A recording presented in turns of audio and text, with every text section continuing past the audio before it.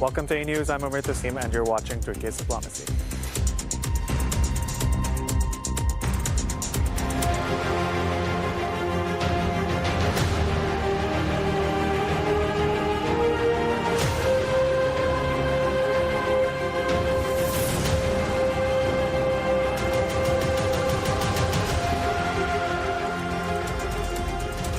From shifting power dynamics in the Middle East to widening tensions in Ukraine and Venezuela, today's developments highlight a world on edge. Turkey's deepening energy partnership with Pakistan, the fragile Pakistan-Afghanistan ceasefire, and renewed violence in Gaza and the West Bank all underscore rising regional volatility. At the same time, the Kremlin's mixed signals on peace talks, NATO's calls for higher defense spending, and warnings over China's military expansion show how global security challenges continue to intensify. These fast-moving events are shaping diplomacy, conflict, and alliances across multiple regions.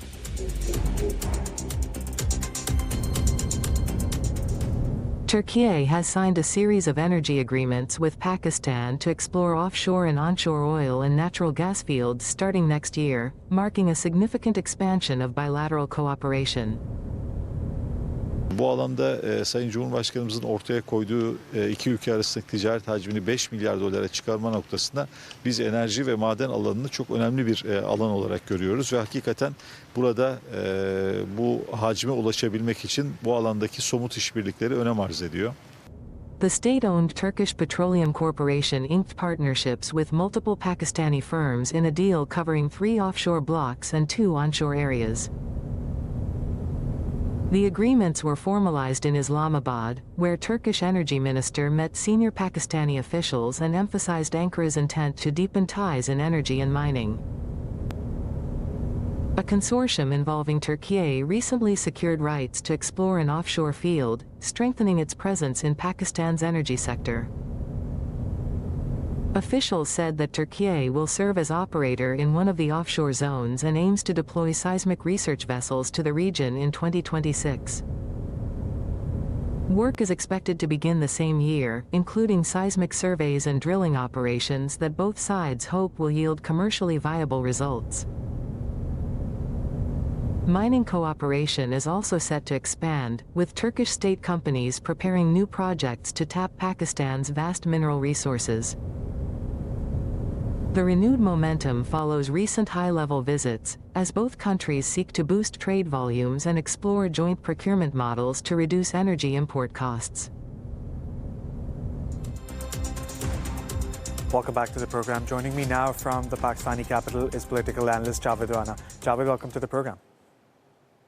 Thank you, Umar. Javed, let's begin today's program with the deals that have been signed between Turkey and Pakistan. There are deals on gas and energy. Tell us more about that. Let's start with that, and we'll talk about different things as well. We have Afghanistan, Pakistan, we have the Ukraine war, we have Gaza. But let's start with this first. I think this is a very significant development. It has come at a time when there have been a lot of memorandum of understanding with other countries, but those memorandum of understanding did not actually materialize. But I think unlike other Pakistan's MOUs and so-called deals, this one appears to be making a lot of sense. To begin with, it's going to be $80 million project. It's going to focus more on the oil explorations on 2 major fields. But again, the exploration will start happening. This entire project is going to come into action next year.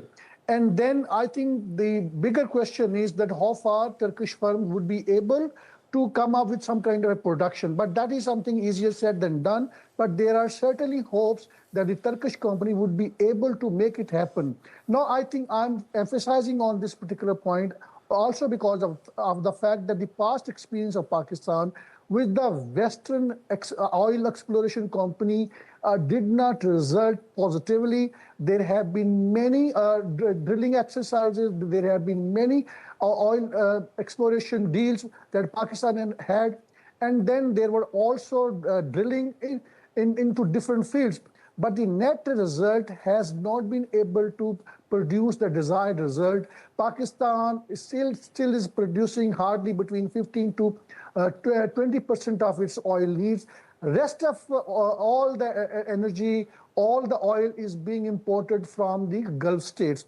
So in that broader context, Pakistan badly need oil production, and that is where Pakistani government is pinning their now hope with the Turkish oil exploration firms.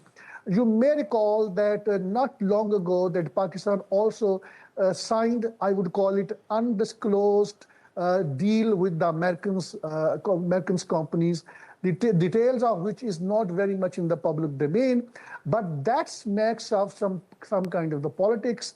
Pakistan had announced that there is going to be $500 million deal with the American companies on the mining projects, but there is no concrete results on the ground. And then also in Pakistan, all these deals with the Western energy firms, given the track record, they are being seen in Pakistan with a pinch of salt, with a lot of suspicions. But when it comes to the Turkish government, when it comes to the Turkish companies, I think that is where a greater amount of the trust.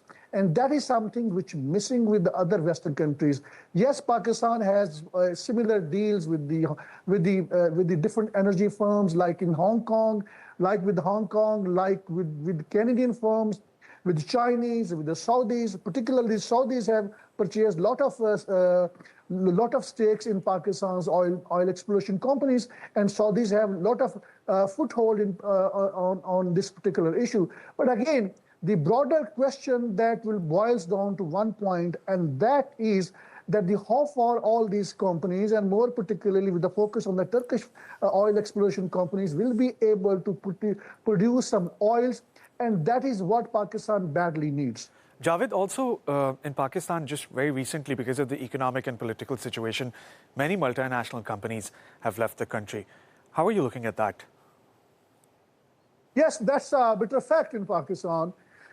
That is primarily because of the political unrest in Pakistan, because the perception outside Pakistan is that there is no representative government. The most popular leader is in jail.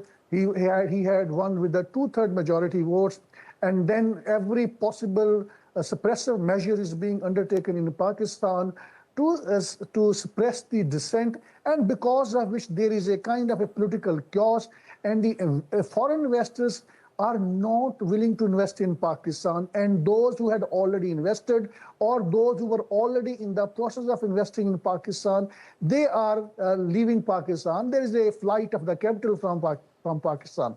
I think in that broader context, a Turkish firm company coming into Pakistan and having a deal with the government, and it has announced that it is going to start exploration of oil next year. I think that is something which is very tangible, very meaningful. Unlike that Pakistan had other contracts with the American companies, and nobody knows what are its details, what is this exact volume, and when they are going to start that project. And more particularly, I think the kind of the dividend that Pakistan had announced to give those American firms, they are again being seen that those are the one-sided deals. So let's see how things unfold. But again, at a time when Pakistan is struggling hard to put its economy back on track, I think this deal is being perceived with a very positive shade in Pakistan, and especially when it comes to the Turkish government, then obviously the sense of sincerity that has been displayed by the Turkish government over the period of time. It's not just their deals in the energy sector, but we have to also see a broader picture. The broader picture is that Pakistan and Turkey have expanded their defense cooperation. They have the joint manufacturing project on defense, and then there is also import of the defense equipment from the Turkey. I think we have to see in that broader context, and that is why that we have seen that the leadership of the both countries, they are hoping that the current volume of the trade, which is not very much significant, that both countries will be able to take it up to the $5 billion in next coming years. And I think with this deal by the Turkish firm, I think there are hopes, if there is a oil exploration and if there is a subsequent production, that I think the volume of the trade between two countries would further multiply.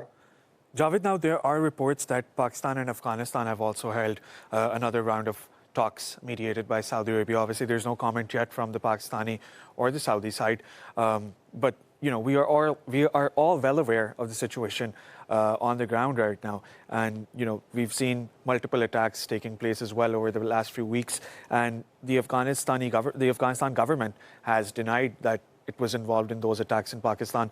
But the Pakistani government continues to blame the Afghan side. Where do we stand at this point when it comes to the Pakistan-Afghanistan tensions?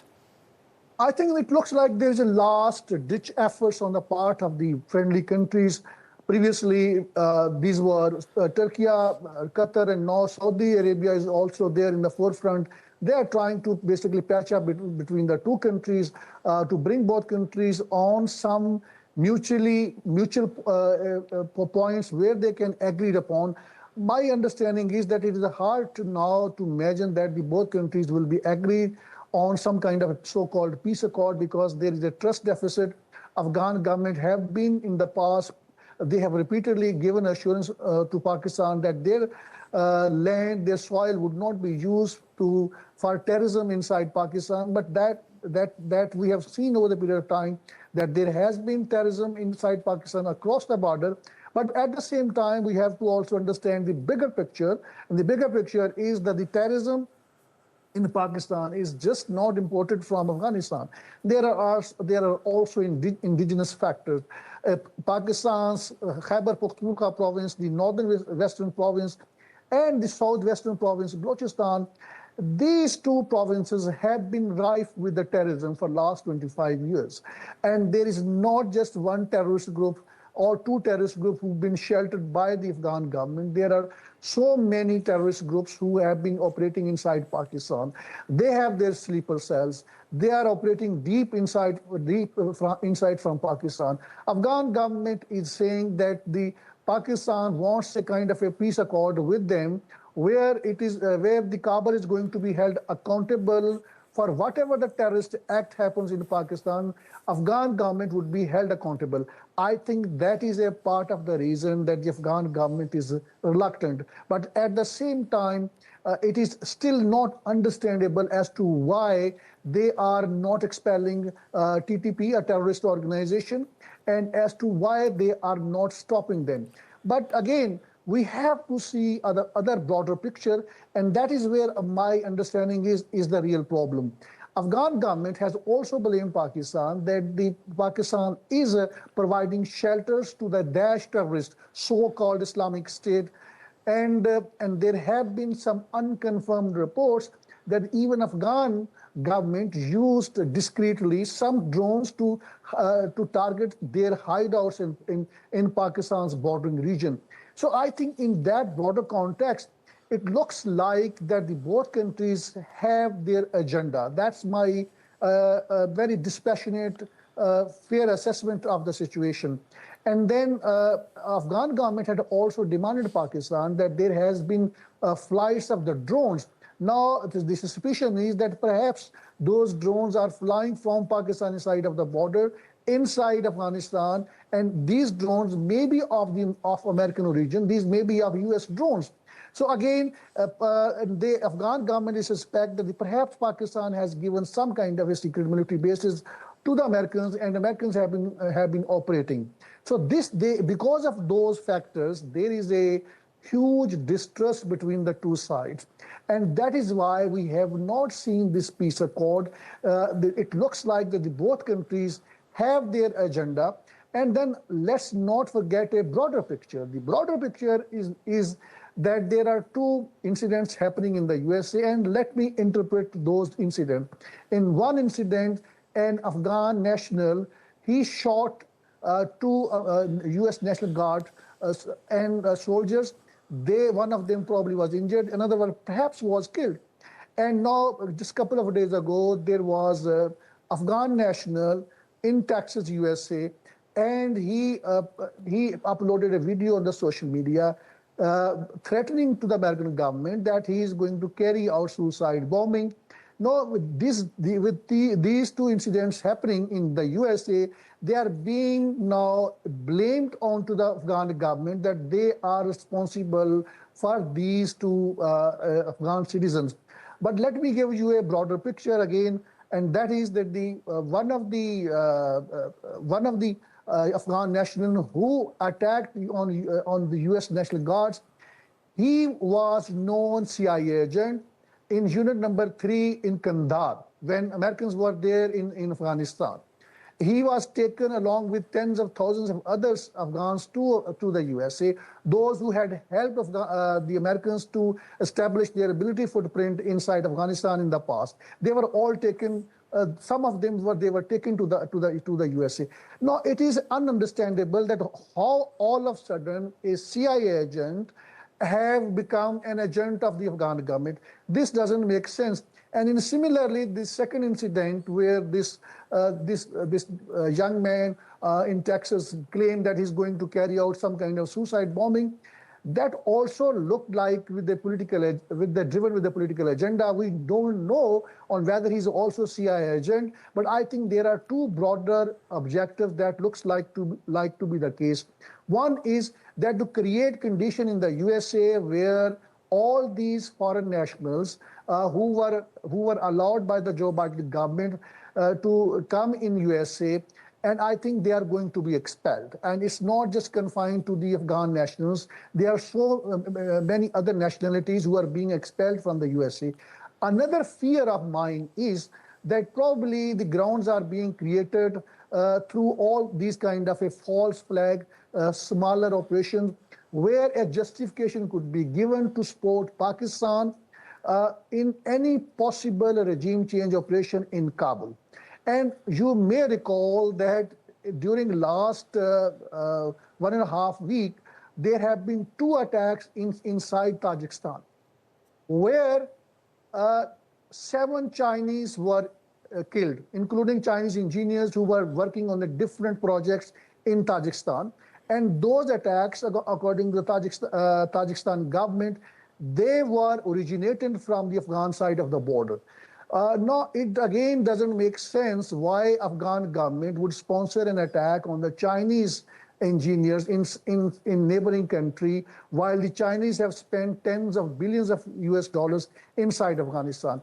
I think it looks like that perhaps there is also China containment policy in place.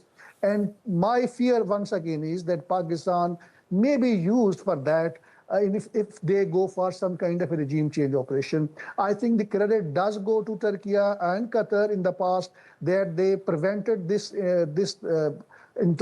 these hostilities to further expand in the past. But again, right now as we speak, in Pakistan, there is a political uncertainty. We don't know on whether or not the current army chief is going to be given extension or not. But again, if he is given extension, there is a possibility that there may be a regime change operation in Afghanistan in weeks or months to come. But that is a kind of a speculative scenario. I see all this stuff more in the context of China containment policy than anything else. Israeli settlers in the West Bank have stepped up attacks on natural harvest areas and other daily livelihood activities, with new UN data showing a sharp rise in such incidents over the past 2 months. Settlers' violence by the Israelis in Palestine's West Bank increased on a daily basis, with over 130 recorded attacks in November. According to United Nations Humanitarian Office, during October's olive harvest season, settlers across the territory launched an average of 8 attacks on a daily basis. Settlers burned cars, desecrated mosques, ransacked industrial plants, and destroyed cropland. They are attacking Palestinians because they don't want them here. They are targeting our existence, not our initiative, not our work, not our support for the families. They are targeting us for our nationality as Palestinian, not for harvesting olives. In the last 2 years, the violence has increased, and the violence is now also against international activists and against Israeli activists. So we can say that we are switching our presence to protective presence into solidarity presence, just to witness what is happening here, to stand side by side, to make the families able to harvest a little bit, like today in Sinjil, but also to go back and to be ambassadors for FASA, for example, ambassadors in general against the violence that we are witnessing here. Israeli authorities have done little beyond issuing occasional condemnations of the violence. Prime Minister Benjamin Netanyahu described the attackers as a minority that did not represent most settlers in the West Bank, where settlements are considered illegal by most of the international community. Palestinians and human rights workers say Israeli soldiers and police routinely fail to prosecute attacks by violent settlers. According to official police data, the number of investigations opened into settler violence since Ben-Gvir's first year in office has plummeted. According to another data from Israeli human rights group, about 94% of all investigation files opened by Israeli police into settler violence from 2005 to 2024 ended without an indictment. Any incidents of lawlessness are dealt with to the full extent of the law. The IDF operates under strict ethical guidelines and international law in Judea and Samaria. Commander of the Central Command made it clear that the IDF does not accept any situation in which lawbreakers harm property and civilians. Welcome back. Javed, we were just looking at some of the atrocities that Palestinians have been facing in the occupied West Bank. Even though there is a ceasefire in the occupied Gaza Strip, we know what's going on in the West Bank. 3 million people live there. How difficult is it now to prevent this annexation from the Israeli side? Obviously, we've heard world leaders, we've seen Trump commenting on that as well, that the West Bank is a red line and I won't allow Israel to annex the West Bank. What are your views on that? I think to begin with, I don't think West Bank is the red line of the Donald Trump or anybody else. You might have noticed that the Israel spokesperson has used the word of Judea and Sumatra. These are the old ancient terminologies and the name of these cities. And that reflects the entire agenda of this apartheid regime and all the previous regime, and perhaps the regimes that in future would be installed in Tel Aviv. I think we have to see in that broader context. I would say that it has already been annexed. West Bank is part of Israel. The Palestinian authorities, the powers have been reduced. It doesn't have the powers to exercise. It doesn't have even power to exercise the powers of the metropolitan police. So let's see what is happening on the ground. But it's Javed, not just that. Just a few days ago, the Saudi government paid $90 million to the Palestinian Authority. What will happen to that amount of money? That amount of money would be largely spent on the salaries of the police and the other staff. That's not important. Again, we have to see the broader picture. The broader picture is that the Gaza, we know, is important for apartheid Israel, but West Bank and the East Jerusalem are the most important because it is, from their perspective, it has a theological importance. Now they have already established nearly 300 settlements in the West Bank, and 200,000 units are being now built up. Since during last 2 years, so they have further basically expanded their settlement, and now I think in a very cunning manner the spokesperson was defending Israeli military. Israeli military has not only turned they are not paying any attention of what is happening, but in many cases there is evidence suggesting that in fact they are part and parcel of this military campaign of the settlers. They've been killing Palestinians along with these settlers. So I think now there is some kind of international pressure. That is why they are just trying to give some kind of posturing that these settlers are operating in isolation. They are not operating in isolation. In Jenin city, tens of thousands of the Palestinians have been removed from their homes. Their houses are being demolished.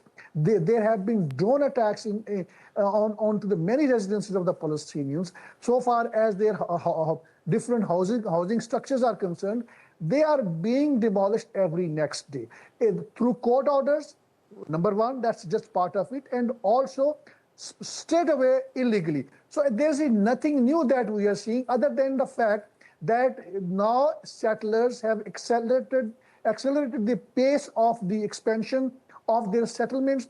They are now occupying more and more territories. It's not just the agricultural land. Their houses are being demolished, and they are going to expel Palestinian from West Bank like what is happening in Gaza. Now in Gaza, you know it, the Palestinians are allowed to leave Gaza, but they would not be allowed to return to Gaza. That is despite the fact that that is a part of the Gaza deal by the Trump. So I think in that broader context, we are seeing a similar episode in West Bank, but it has a different policy, it has a different shade. It is being done in a more slow manner, and there we don't see the so-called airstrikes inside West Bank the way it has been happening in Gaza. Here they are using more largely the manpower, the settlers, and they are expelling them. They are creating conditions where people from the West Bank would also be expelled. And also remember, Umar, they have now basically built up road infrastructure in the occupied West Bank in a manner where the people moving from one part of West Bank to another part of West Bank becomes extremely difficult. There have been so many checkposts, hundreds of the unnecessary number of the checkposts, the very motive of which is basically to create maximum hurdles and difficulties for the Palestinians so that they leave the occupied West Bank. Javed, just recently, I was reading a statement from the Israeli government. The Israeli government says that the Rafah crossing will be opened for the Palestinians and they will be allowed to travel to Egypt. Look at the words that are being used. They will be allowed to travel to Egypt. This is not traveling to Egypt. This is expelling the Palestinians to Egypt. Do you think that after being in the Gaza Strip, after living through that war, through those atrocities, through that genocide, do you think that the Palestinians will be interested in moving to Egypt now? It's not a question of moving to Egypt. Egypt is not even willing to accept them, other than those who needed medical care. I think that is what the Egyptian government has been giving permission. But in this particular case, what Israeli government is saying that the Palestinian from Gaza would be allowed to leave Gaza to Egypt or anywhere else, but they would not be allowed to return. This is a problematic. And you have to see it in a broader context. And that context is that a couple of weeks ago, 200 Palestinians from Gaza, they left to South Africa. And it was entirely facilitated by the Israeli government in a very discreet manner. And now South African government has simply banned the entry of the Palestinian in this manner. So I think, again, that was also a one-way ticket. They are not going to be allowed to return to Gaza. Again, in both occupied West Bank and occupied Gaza, there are different tactics, but the policy is the same. And the policy is to basically emptify all these occupied Palestinian territories from the Palestinians. Therefore, whatever we are seeing in the ground, this has been happening right from the 1948, but now the expulsion drive of the Palestinians have been accelerated, and unfortunately, Donald Trump is just giving it a diplomatic cover. There is a so-called peace accord deal. Where is that deal? That deal is not implemented on the ground. Hundreds of Palestinians have been killed. We have seen it. There have been hundreds of the violation of the ceasefire agreement. I mean, what kind of this peace accord is where Palestinians are being killed every day? That is one side of the story. And then they are being expelled from there. And then whatever was agreed upon during the course of these negotiations, during the peace accord, they have not agreed, they are not practically implementing it. Hardly even not the 1/10 of the aid is being supplied to the Gaza. Rest of the aid is being blocked by the Israeli government, and now they are going to reopen Rafah crossing, and for what? Just to allow Palestinians to leave Gaza, which is a part and parcel of the declared policy of Israeli government. They had already established a committee whose very objective is to facilitate all those Palestinians from Gaza to leave the territory whenever they want. And for that to happen, they are creating all conditions where creating a sense of certainty that this genocidal war is going to resume at any point of time, and they need to leave Gaza. Javed, but there are some interesting comments as well from President Trump, who has said that the second phase of the Gaza ceasefire is going to start very soon. He has not stated when it's going to start, but he has just said it's going to start very soon. How are you interpreting President Trump's comments? Well, I find it very hard to imagine how this ceasefire agreement and so-called peace accord, its second phase, is going to be operationalized. Because many countries who had initially agreed to send their troops in the International Stabilization Force, now they are not willing to dispatch their military. Reason being is they are saying it like Pakistan. Pakistan has been saying that we are ready to be part of a reconstruction projects. We are ready to be part of the peacekeeping force, but we are not going to be the one who are going to disarm Hamas or other resistant groups. So again, I think operationalizing this International Stabilization Force as a part of the second phase is going to be very difficult. Turkey wants its military to have its footprint inside Gaza, but we know Netanyahu is opposing it because Netanyahu knows that the Turkish military is going to be sympathetic toward the Palestinian people, and which is from Netanyahu's perspective is a crime. They want hostile force inside Gaza who want to kill Palestinians the way Israeli government has been doing it. So something which Israeli government has not been able to do it during last 2 years. Now Americans and Israelis are expecting that the Muslim armies are going to do that. I think their government may be willing to get this dirty work in most of the cases, except for Turkey or maybe except for Pakistan. But so far as other armies are concerned, like that of Egypt or Jordan, or if the Saudis are going to be there, probably they might have some willingness to disarm Hamas. But I think at the same time, they are also scared of the fact that the Hamas is a very trained military, and they know their territory well than those of the aliens who are going to be there to fight with them. So I don't foresee operationalization of this second phase when the militaries from the different countries are not willing. That's the one part of the story. And then, more importantly, Hamas has indicated that it is not going to accept it. Now we can interpret it that probably there could be possibly military retaliation from Hamas against the Muslim armies. I think nobody wants that kind of a scenario where the Muslim armies are fighting with the Muslim armies inside Gaza. That is something which is going to be terrible. And by now, there has been no consensus who is going to head this Gaza in terms of who is going to be governor of Gaza. This is something which has not been settled so far. And Donald Trump certainly wants Tony Blair to be head of Gaza's so-called administration. But I really doubt that despite the fact that the Palestinian Authority have accepted him, I really doubt that he will be there because he's a very controversial figure, given the massacres he was part of Iraqi people back in 2013 and 2003 and 2004. So I think again, I don't see that this peace accord is going to be operationalized to the full extent, and the very core objective of which was basically to so-called self-determination, and that there was a vague reference of self-determination. And Netanyahu has time and again said that this part of the agreement they are not accepting it.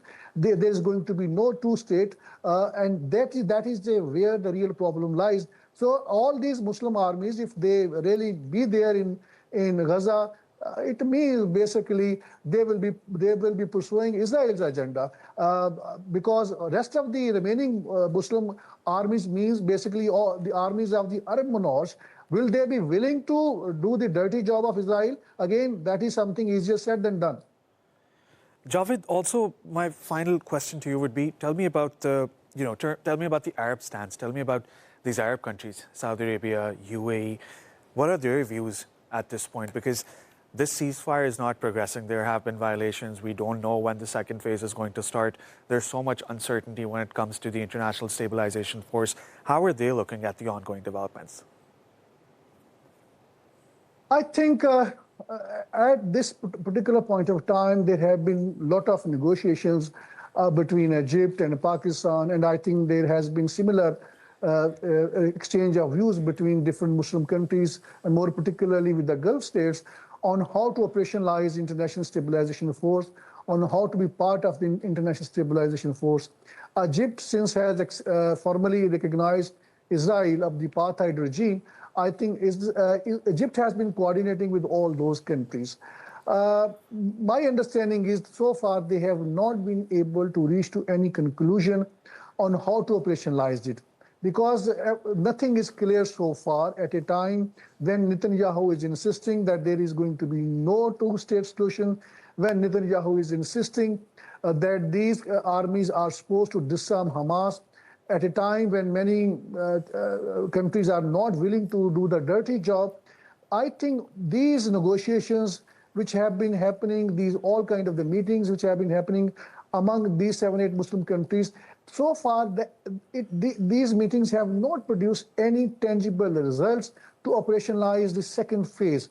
And more importantly, still, I think the first part of the agreement, which was a ceasefire agreement, I think that has not been implemented in the true letter and spirit. So therefore, everybody is raising objection. Everybody is seeing it with a pinch of salt on the future of this so-called peace accord.